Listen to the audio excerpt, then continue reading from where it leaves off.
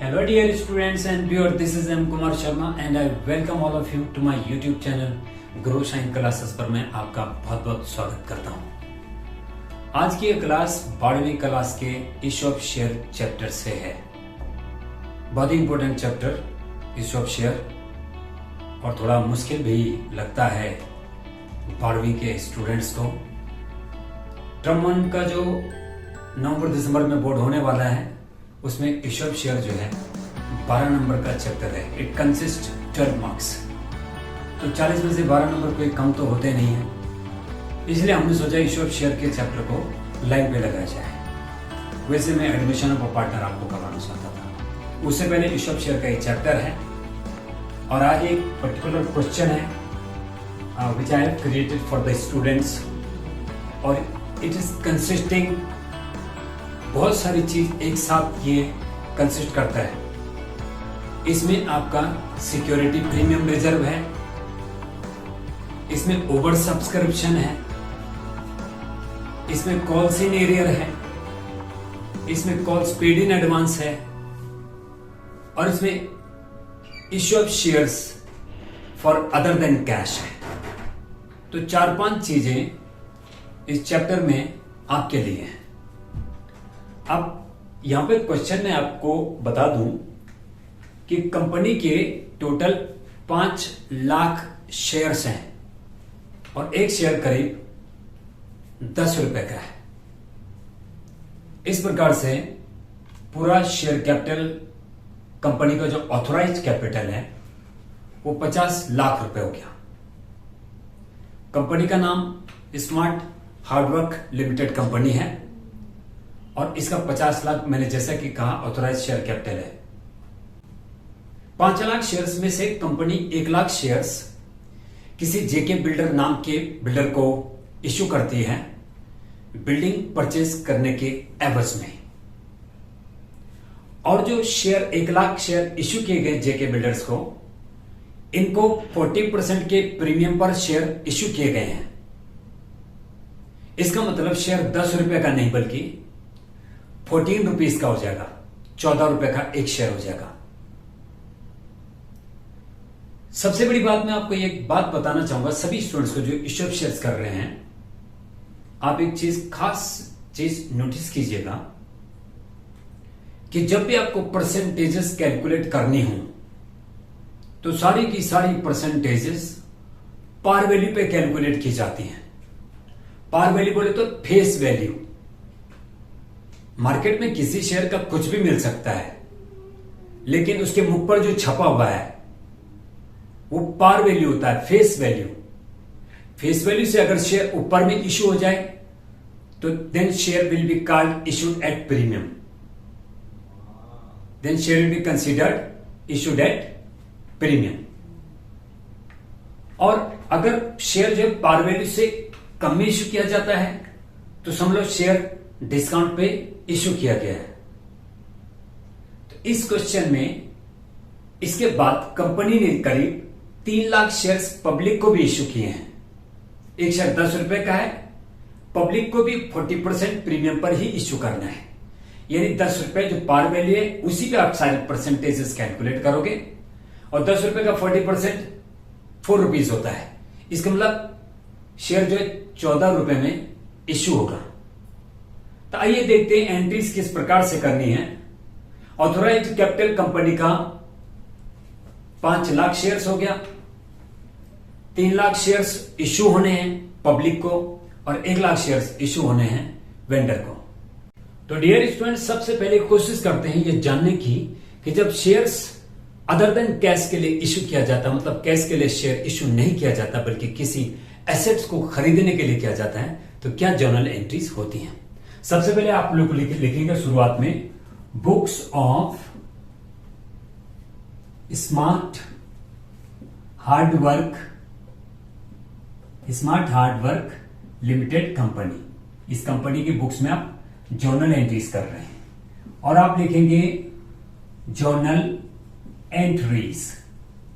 ठीक है, पहली जर्नल एंट्री आपने करनी है। आपको पता है कि हमने जेके बिल्डर कंपनी से हमने बिल्डिंग खरीद रखी है जिनको कि हमने 1 लाख के शेयर्स इश्यू किए हुए हैं। तो कैसे एंट्री करेंगे आप? सबसे पहले आप लोग लिखेंगे बिल्डिंग अकाउंट डेबिट करेंगे आप और लिखेंगे टू जेके बिल्डर्स कंपनी। ठीक है। अब ब्रैकेट में आपको पता है हम 1 लाख शेयर इश्यू कर रहे हैं। ठीक है। एक शेयर कितने का है?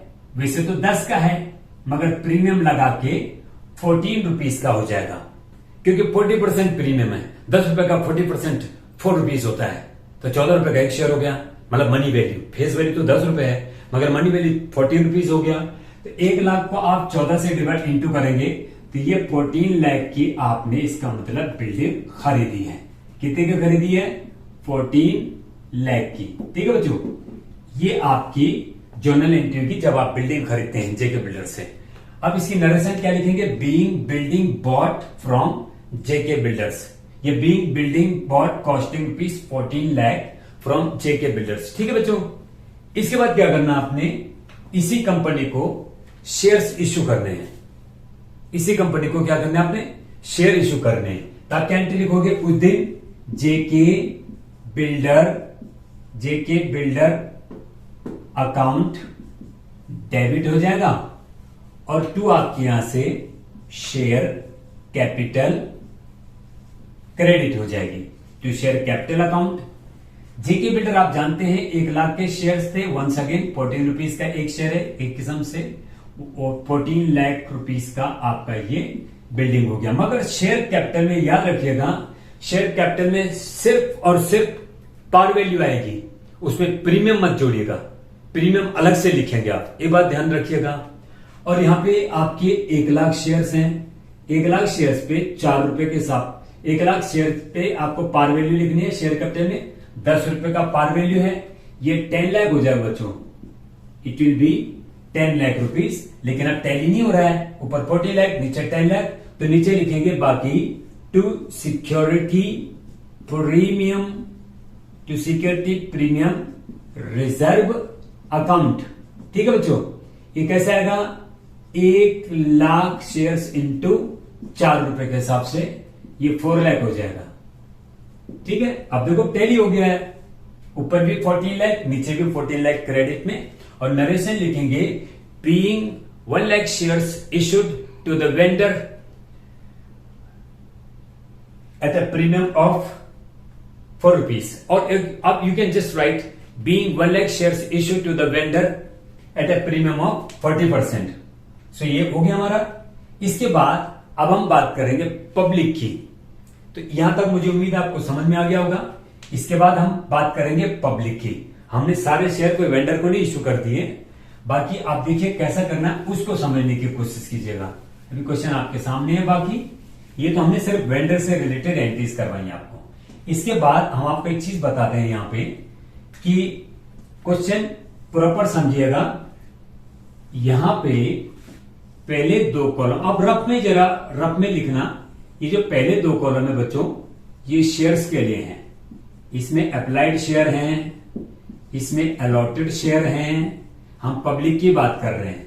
पब्लिक में क्या हुआ कि हमारे पास जो शेयर्स हैं पब्लिक को इश्यू करने के लिए, पब्लिक ने 3 लाख शेयर्स हमने पब्लिक को इश्यू किए हैं। लेकिन public issue was over subscribe to the extent of 1,50,000 shares. और पब्लिक ने जो है 1.5 लाख शेयर्स के लिए फालतू अप्लाई करा है। इसका मतलब 4.5 लाख शेयर्स के लिए पब्लिक ने अप्लाई किया है। आपकी स्क्रीन पे क्वेश्चन आएगा, क्वेश्चन में आपको सब कुछ दिया होगा, दिखाई देगा आपको कि 1 लाख शेयर हमने वेंडर को इश्यू करे हैं प्रीमियम पर 40% के, और 3 लाख शेयर हमने पब्लिक को इश्यू किए हैं। जैसे कि आप देख रहे हैं 3 लाख शेयर अलॉट करेंगे पब्लिक को, मगर पब्लिक ने 1.5 लाख शेयर के फालतू अप्लाई कर दिया।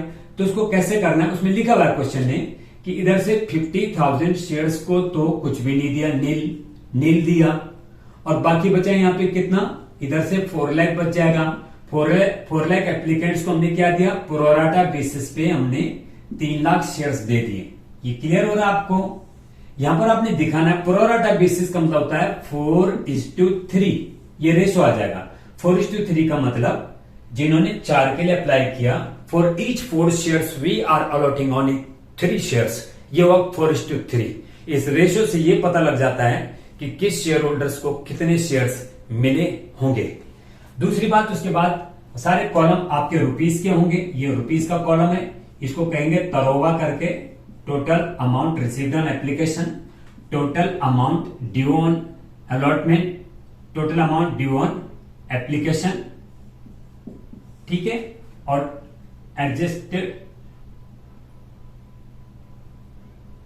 एडजस्टेड ऑन अलॉटमेंट, और उसके बाद मनी रिफंडेड, ठीक है, मनी रिफंडेड। ये सब रुपीस के कॉलम है। पहले 2 कॉलम शेयर्स के, बाकी ये रुपीस का कॉलम है, रुपीस का कॉलम है, रुपीस का कॉलम है, रुपीस का कॉलम है। तो टोटल अमाउंट, एक बात मैं आपको और बताना चाहूंगा, क्वेश्चन में लिखा हुआ है कि सारा शेयर 10 रुपए का है और उसको 40% प्रीमियम यानी 4 रुपीस के प्रीमियम पर इश्यू किया जाता है। 40% कहां से निकाला आपने? इसी 10 रुपए जो पार वैल्यू है ना, पहले भी मैंने कहा है कि सारे परसेंटेजेस आप पार वैल्यू पे कैलकुलेट किया करो। अभी 10 रुपए का 40% 4 रुपीज होता है, ये टोटल 14 रुपीज हो जाएगा। 14 रुपीज में उन्होंने ये बोला है, फिलहाल ये 4 रुपीज की बात तो उन्होंने करी नहीं, अलग से 10 रुपए का जो शेयर है वो इस प्रकार से बोल रखा है, 3 रुपीज अलॉट एप्लीकेशन पे है और 5 रुपीज अलॉटमेंट पे है और 2 रुपीज जो है फर्स्ट एंड फाइनल कॉल पे है। तो ये एप्लीकेशन पे है, ये अलॉटमेंट पर है, करेक्ट। एक बात आप याद रखिएगा, ये जो 4 रुपए प्रीमियम है ना, ये जब कुछ नहीं लिखा होता है, if nothing is mentioned in the question then premium is due at the time of allotment. अभी आप अलॉटमेंट में ना 4 रुपए प्रीमियम ऐड कर दो तो ये ना 9 रुपए हो जाएगा, और अंदर आप 10 रुपए में भी प्रीमियम ऐड कर दो, अब देखो वही हो जाएगा, अंदर 14 है, बाहर भी 14 हो जाएगा, 3, 9, 12 एंड 2 14। ये बात क्लियर हो गई। अब देखिए, तो पब्लिक ने जो है 4,50,000 शेयर्स के लिए अप्लाई किया है। 4,50,000 शेयर्स में से 50,000 शेयर्स को हमने कुछ भी नहीं दिया है और 4 लाख शेयर्स को हमने 3 लाख शेयर्स प्रोराटा बेसिस पे दिए हैं। तो इस प्रकार से ये हो गया आपका 4,50,000 शेयर्स और ये हो गया 3 लाख शेयर्स। अब सवाल इस बात का बनता है कि 50,000 शेयर्स पे एप्लीकेशन मनी 3 रुपीज के हिसाब से 5 3 से 15 1,50,000 1,50,000 एप्लीकेशन मनी आया होगा और total amount due on application इनसे नहीं बनता है क्योंकि हमने इनको कोई भी शेयर्स नहीं दिए हैं और एडजस्टेड ऑन अलॉटमेंट का तो सवाल ही नहीं पैदा होता। तो फिर 1,50,000 आप सारा जो है रिफंड कर दोगे, ठीक है बच्चों। उसके बाद 4 लाख शेयर्स पे 3 रुपए के हिसाब से 12 लाख रुपए टोटल आया होगा, जबकि शेयर कितने दिए हमने? शेयर दिए हमने सिर्फ 3 लाख। 3 लाख शेयर पे 3 रुपए के हिसाब से 9 लाख रुपए ड्यू बनता है एप्लीकेशन पे। तो 12 लाख में से 9 लाख घटा करके 3 लाख रुपए आप लोग कहाँ लगाएंगे? आप पब्लिक को ये तो बताओगे ना कि भाई वो हमने अलॉटमेंट पे एडजस्ट कर दिया, तो 3 लाख अलॉटमेंट पे एडजस्ट कर दिया, ठीक है। अगर आप टोटल देखेंगे, इसका टोटल आएगा 13,50,000 और इसका 9 लाख आएगा टोटल, इसका 3 लाख और इसका 1,50,000। अब देखिए जनरल एंट्री कैसे करनी है। अलॉटमेंट पे एडजस्टेड हुआ है 3 लाख और जो है कि शेयर कैपिटल पे इस तरीके से ये हमारे पास ये देखिए बच्चों, आपने इसको हम इरेज करते हैं और फिर आप जनरल एंट्रीज पे चलते हैं। तो जनरल एंट्री पे कैसा करना आपने? Bank account debited to share application account, to share application account. Bracket में हमें पता है 4.5 लाख शेयर्स के लिए अप्लाई किया था, 3 रुपए के हिसाब से अगर इंटू करो एप्लीकेशन मनी तो 13,50,000 होता है, 13,50,000 होता है, ठीक है जो। और ये हो गया आपका 13,50,000। इसके बाद नरेशन लिखेंगे being share application money received on 4,50,000 shares at the rate of ₹3 each. इसके बाद आपका हिसाब किताब देना है कि 13,50,000 का क्या कर रहा है। तो उसके बाद एंट्री होगी share application account debited to, एक बार टू शेयर कैपिटल में ट्रांसफर करना है, टू शेयर अलॉटमेंट में ट्रांसफर करना है और 2 इसमें बैंक से वापसी करनी है। ठीक है, अब मुझे पता है डेबिट में तो 30,50,000 आ ही जाएगा, क्योंकि जितने से क्रेडिट हुआ उतने से डेबिट हो रहा है। लेकिन शेयर कैपिटल में केवल आप 3 लाख शेयर इशू कर सकते हो।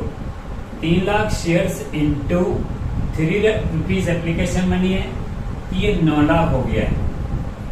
ये 9 लाख हो गया। शेयर अलॉटमेंट आप अच्छी तरह जानते हैं, 4 लाख शेयर वालों को केवल 3 लाख शेयर्स दिए गए, तो 1 लाख शेयर्स पे इंटू 3 रुपए के हिसाब से 3 लाख रुपीज आपने एप्लीकेशन मनी जो रोका है, आपको बताना है कि अलॉटमेंट पे एडजस्टेड हो गया है। तो बैंक में क्या करना है, कितने शेयर्स हैं, तो बैंक में हमने 50,000 शेयर्स को वापस कर दिया है। 3 रुपए के हिसाब से 1,50,000 इनका होता है। ये टोटल आ गया आपका 30,50,000। नरेशन है, being share application money transfer to share capital adjusted on allotment and refunded through bank. Next entry आती है हमारे पास। अब हम अलॉटमेंट का अमाउंट ड्यू करेंगे। ठीक है, अलॉटमेंट का अमाउंट हम ड्यू करेंगे बच्चे। तो जब अलॉटमेंट का अमाउंट आप ड्यू करोगे तो आप एक एंट्री लिखोगे, शेयर अलॉटमेंट अकाउंट डेबिटेड तो एक बार शेयर कैपिटल अकाउंट, ठीक है, and to share allotment account, not to share allotment की जगह तो आपको सिक्योरिटी प्रीमियम रिजर्व अकाउंट लिखना बेटा। अलॉटमेंट तो हमने डेबिट में लिख ही दिया ना। और ब्रैकेट में 3 लाख शेयर्स पे ये पूरा 9 रुपए ड्यू हो रहा है प्रीमियम समेत। 27 लाख टोटल। और शेयर कैपिटल में बेटा 3 लाख शेयर्स इंटू सिर्फ 5 रुपए लिखना प्रीमियम हटा करके, ये आ गए 15 लाख रुपीज। ठीक है, 15 lakh rupees and to security premium reserve में 3 लाख शेयर्स इंटू 4 रुपए के हिसाब से 12 लाख ये आ गया। ये टोटल 27 लाख प्रूफ हो चुका है। और आप नरेशन लिख देना अगर लिखना चाहो, being share allotment money due on 3 lakh shares at the rate of ₹9 पर शेयर्स इंक्लूडिंग 4 प्रीमियम। ओके, और इसके बाद हमारे पास इसका अमाउंट कैलकुलेट करना है कि बैंक में शेयर अलॉटमेंट का अमाउंट कितना आएगा। देखो बच्चे, तो सबसे पहले इसके बाद आप अगली एंट्री करोगे, bank account debited, bank account debited to share allotment account. ठीक है, इसके बाद ये आप ये वाली एंट्री करोगे। लेकिन इस एंट्री को करने के लिए आपको थोड़ा कैलकुलेशंस के थ्रू जानना पड़ेगा। कैसे लिखेंगे आप देखो, calculation of allotment money received, ये आपको कैलकुलेट करना है। ठीक है, अलॉटमेंट मनी किस प्रकार से रिसीव्ड होगा, तो आप लोग लिखना, उसमें पहले लिखना total amount due on allotment. Total amount due on allotment कितना है बेटा, आप सभी जानते हो, 3 लाख शेयर्स इंटू 9 रुपए के हिसाब से 27 लाख रुपए ड्यू है। टोटल 27 लाख रुपए ड्यू है। और आप अच्छी तरह जानते हैं less already adjusted with application money. Application money के साथ कुछ एडजस्टेड है कि नहीं है, आपको याद है ना। आपने क्या किया था, आपको याद होगा, 4 लाख शेयर वालों को 4 लाख एप्लीकेशन जिन्होंने करी थी शेयर्स के लिए, उनको आपने सिर्फ 3 लाख शेयर दिया था, याद है ना। तो उसपे 3 रुपए के हिसाब से 3 लाख रुपए आपने पब्लिक का रोका था, करेक्ट। 27 लाख में से 3 लाख हटा दो, 24 लाख रह गया। ठीक है, तो जब public 3 lakh rupees already adjusted करा चुकी है, तो पब्लिक पागल तो है नहीं जो दोबारा दे देगी वही पैसा। तो एडजस्टेड करके आपने 24 लाख आपको लगता है आएगा। और ज्यादातर स्टूडेंट्स क्या करते हैं, यही 24 लाख लिख करके आ जाते हैं। इतना आसान नहीं है, क्वेश्चन में लिखा हुआ है। प्रोराटा ग्रुप से एक शेयर होल्डर है अनिला, जिसने 900 शेयर्स पर अलॉटमेंट मनी नहीं दिया, तो कैलकुलेट करना पड़ेगा कि 900 शेयर पे कैसे कैलकुलेट करें कि उसने कितना नहीं दिया। ठीक है, पर ध्यान रखिए अनिला प्रोराटा ग्रुप से ताल्लुक रखती है, उसका कुछ ना कुछ पैसा ऑलरेडी एडजस्टेड है। तो इसलिए इसके बाद हमको क्या लिखना है, less not received from Anila. Anila कैसे निकालेंगे इसको, ड्यू, पहले ड्यू बॉक्स बनाएंगे, due box minus advance box. ठीक है, ये बनाएंगे, फिर पता लग जाएगा। ड्यू है इसके 900 शेयर हैं और 900 शेयर पे 9 रुपए के हिसाब से कितना बनता है, ₹8,100। ठीक है, अब देखिए यहाँ पे एडवांस निकालने के लिए क्या होगा, अनिला के अप्लाइड शेयर है ना, जो अप्लाइड शेयर में से माइनस करो उसके अलॉटेड शेयर्स और फिर इनटू कर दो एप्लीकेशन मनी पर शेयर। तो अप्लाइड शेयर उसके कैसे निकालेंगे आप, देखो आप ऐसा करना, A/B C/D करके करना।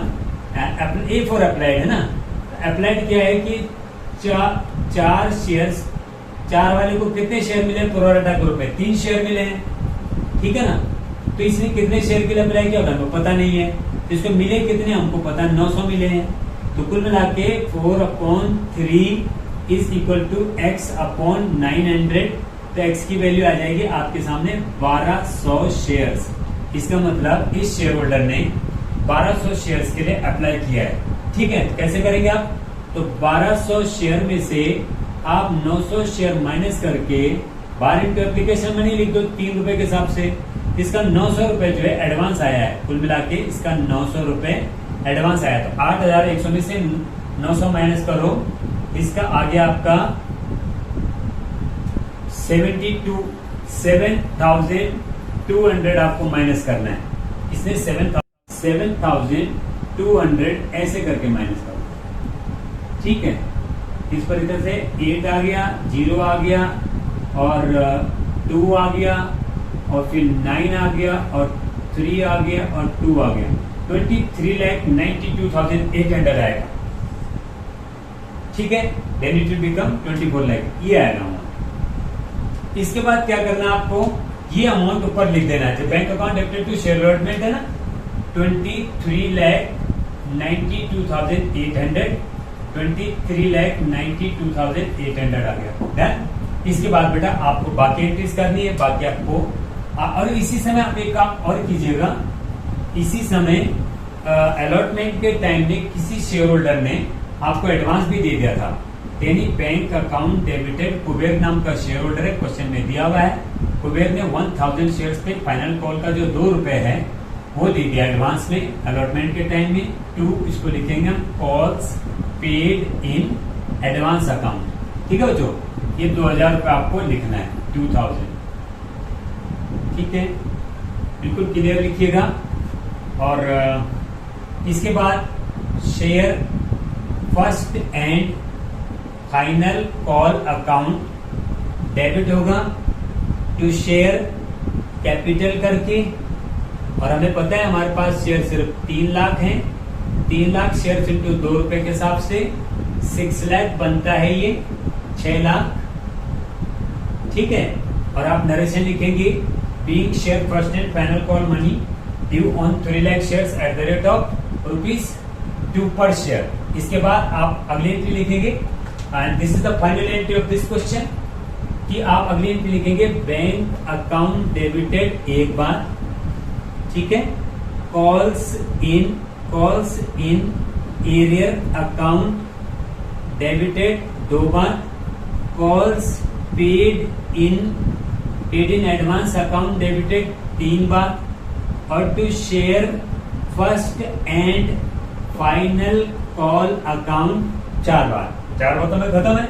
सबसे पहले कॉल सीनियर क्या आएगा, जो अनिला है 900 शेयर पे वो नहीं देगी 2 रुपए के हिसाब से, 1800 आपका कॉल सीनियर है।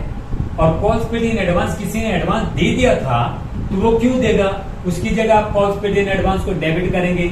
और वो मुझे पता है 1000 शेयर से कुबेर के 2 रुपए के हिसाब से 2000, तो ये भी नहीं आएगा।